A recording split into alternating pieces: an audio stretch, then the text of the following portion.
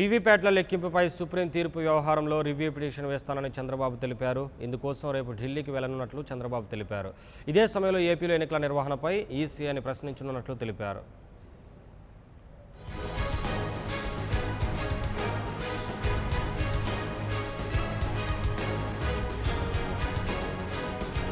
ఈవీఎంల వ్యవహారంపై సుప్రీంకోర్టులో రివ్యూ పిటిషన్ వేస్తామని ముఖ్యమంత్రి చంద్రబాబు నాయుడు స్పష్టం చేశారు. అమరావతిలో జరిగిన మీడియా సమావేశంలో మాట్లాడిన ఆయన బ్యాలెట్ పేపర్లు ఉంటే 24 గంటల్లో లెక్కించేవాళ్లని అన్నారు. ఇప్పుడు వీవీప్యాట్లను లెక్కించడం 6 రోజులు పడుతుందని ఈసీ కబుర్లు చెబుతోందని మండిపడ్డారు. తాను ఛాలెంజ్ చేస్తున్నానని నిరూపించేందుకు సిద్ధమని అన్నారు. ఈవీఎంలపై దేశస్థాయిలో పోరాడతానని చంద్రబాబు స్పష్టం చేశారు. ధర్నాలు ఆందోళనలు చేయడానికి సిద్ధమని అన్నారు. ఈవీఎంల మొరాయింపు సమయంలో వాటిని సరిచేసేందుకు వచ్చిన సాంకేతిక నిపుణులు ఎవరు, వారికి ఉన్న అర్హతలేంటో చెప్పాలని ఈసీని డిమాండ్ చేయనున్నట్లు చంద్రబాబు తెలిపారు. వారిని ఎలా నియమించారని ప్రశ్నించానన్నారు. నిన్న ఒక హిస్టారికల్ డే. నన్ను పెద్ద కొడుకుగా నమ్మినటువంటి వృద్ధులైన తల్లిదండ్రులందరూ, నన్ను ఒక అన్నగా నమ్మిన ప్రతి చెల్లెమ్మ, నన్ను ఒక గార్డియన్గా భావించినటువంటి ప్రతి ఒక్క యువత, నన్ను కుటుంబ పెద్దగా నమ్మి ఓట్లేసిన ఆంధ్రప్రదేశ్ ప్రజానికం, అదే సమయంలో నన్ను ఒక రైతు పెద్దన్నగా నమ్మి ముందుకొచ్చిన రైతు సోదరిమణులందరికీ కూడా, అదే మరిగా నేను చెప్పిన మాట నమ్మి డ్రైవర్ల ముందుకొచ్చి సహకరించిన ప్రతి ఒక్కరికి, రాష్ట్రంలో ఉండే ప్రతి ఒక్కరికి శిరస్సు ఉంచి మరొకసారి పాదాభివందనం చేస్తున్నా. ఎందుకంటే ఇది ఒక ఎన్నిక కాదు, ఇది ప్రజాస్వామ్యాన్ని పరిరక్షించే ఉద్యమం.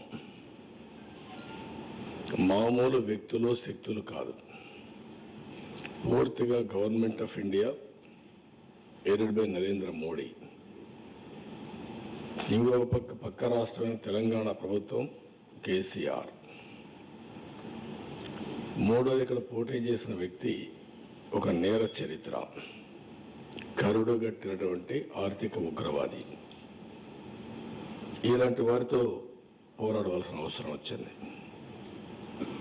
అదే మాదిరిగా వీళ్ళు సర్వశక్తులు కాకుండా వాళ్ళకుండే అధికారాలన్నీ చరిత్రలో మనం ఏవైతే చూసామో, లేకపోతే పురాణాల్లో ఏవైతే చదివామో దానికంటే నీచాతి నీచంగా అన్నీ ఉపయోగించారు. ఒకటి రెండు కాదు, అన్నీ ఉపయోగించారు. వాళ్ళ ఆలోచన అంతా ఒకటే, ఎట్టి పరిస్థితిలో 5 సంవత్సరాల ఒక చిన్న బిడ్డ అయినటువంటి ఆంధ్రప్రదేశ్ రాష్ట్రాన్ని అణగదొక్కాలి. వాళ్ళకు నన్ను అణగదొక్కితే రాష్ట్రాన్ని అణగదొక్కచ్చనే ఉద్దేశంతో ఎన్ని విధాల నాకు సహకరించేవాడు కానీ, ఈ రాష్ట్రంలో ఉండే వ్యక్తులు కానీ అందరి మీద అన్ని విధాల సర్వశక్తులు పడ్డారు. Income tax, ED, CBI, Telangana పోలీసులు, తెలంగాణ రాష్ట్ర ప్రభుత్వం, అదే మరి రాష్ట్రంలో ఉండే రౌడీలందరూ. ఎమ్మెల్యే పదవి అంగటి సరుకులా తయారైందని, ప్రజాప్రతినిధుల భవిష్యత్ యంత్రాలపై ఆధారపడి ఉండటమేంటని సీఎం విమర్శించారు. ఏకధాటిగా 2 గంటల పాటు యంత్రం పనిచేయకపోతే రీపోలింగ్కు అవకాశం ఉందని వివరించారు.